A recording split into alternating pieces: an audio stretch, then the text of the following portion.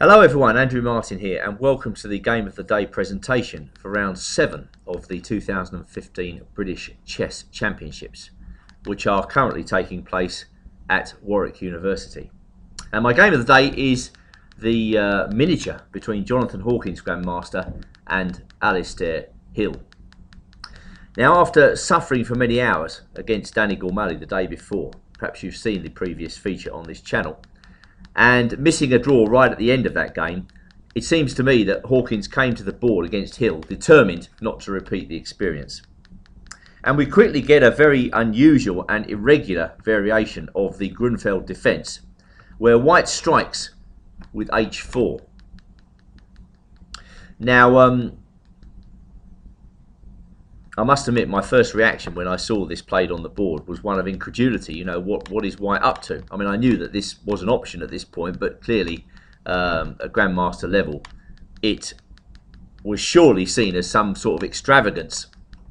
But having researched the move since then, in the past 24 hours, you know, quite a few strong players are playing this line.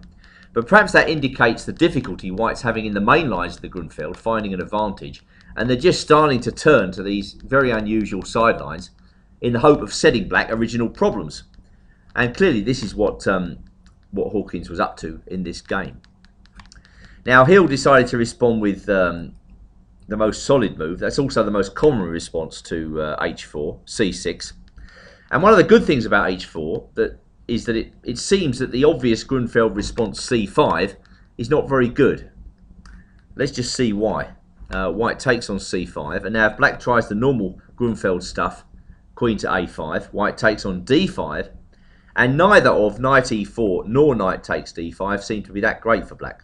For instance, White takes, Black takes on c3, White goes bishop d2, Black takes, White takes back with the queen, and now if queen takes c5, White plays rook c1 with a nice advantage, and if Black takes on d2, then again knight takes d2, and White seems to have an edge.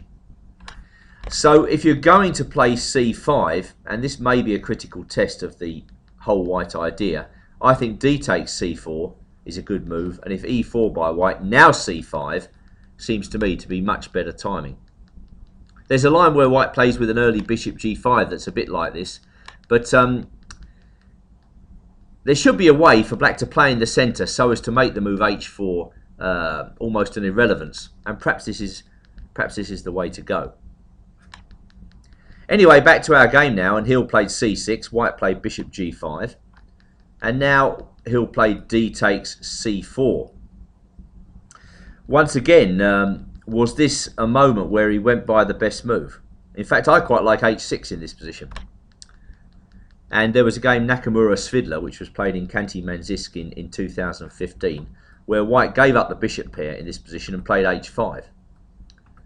Svidler played g5, and now White played e3. Well, to me, this position looks fine for Black. You know, he's got this bishop on f6, which could become a very strong piece. And although this game Nakamura-Svidler was drawn, I think Black is perfectly okay here. Moreover, going back to bishop g5, a move that looks suicidal here may also be perfectly playable. For instance, castles.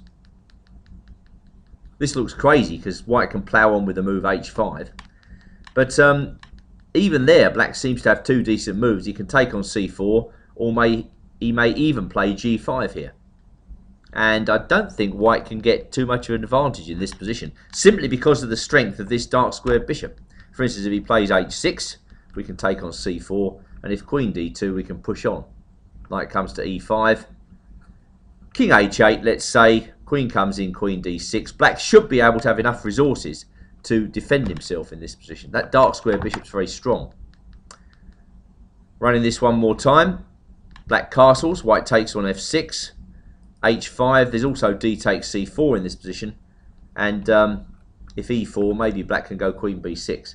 So once White's given up the dark square bishop, there seems to be all manner of ways for Black to get counterplay. So d takes c4 from Hill, not a bad move, but I think I slightly prefer h6 there. So Hawkins takes the centre, Black protects his pawn. White pushes on, Black puts his knight on d5, and now White played h5. We come now to a position where Black has plenty of good moves. What he's got to avoid is cracking up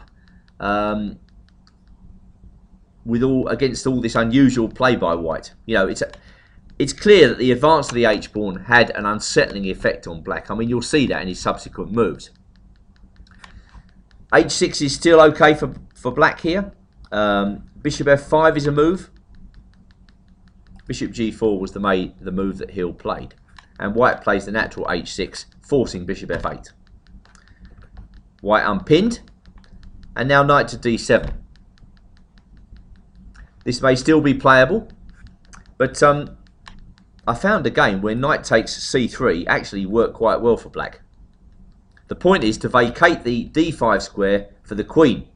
Queen comes up, knight e4, and now knight to c7. I don't think any of white's tricks are working with knight f6, knight d6 or bishop f6. So actually the computer thinks that black is slightly better in this position.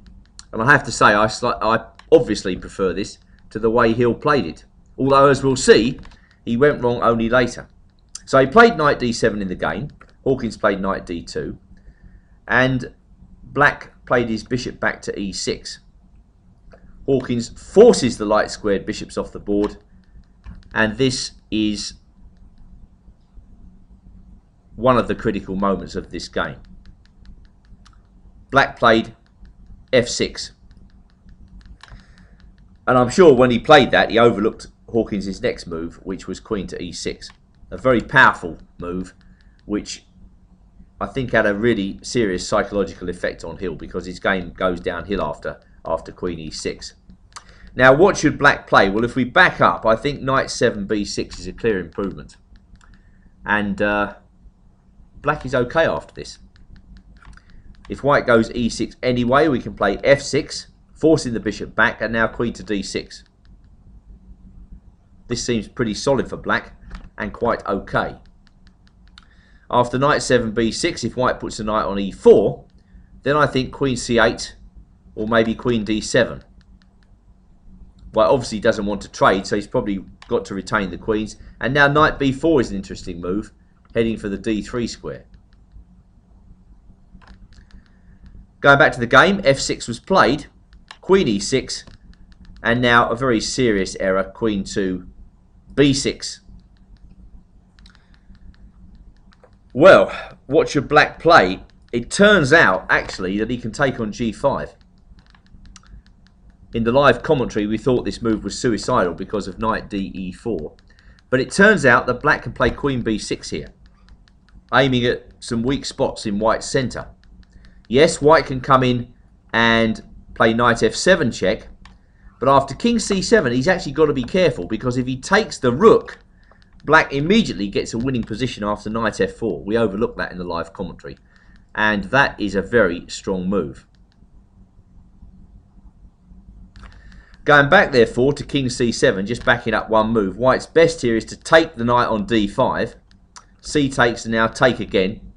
And we simply get an unclear position after king c6. White takes on b6, black takes back with the knight, letting white have the rook on h8.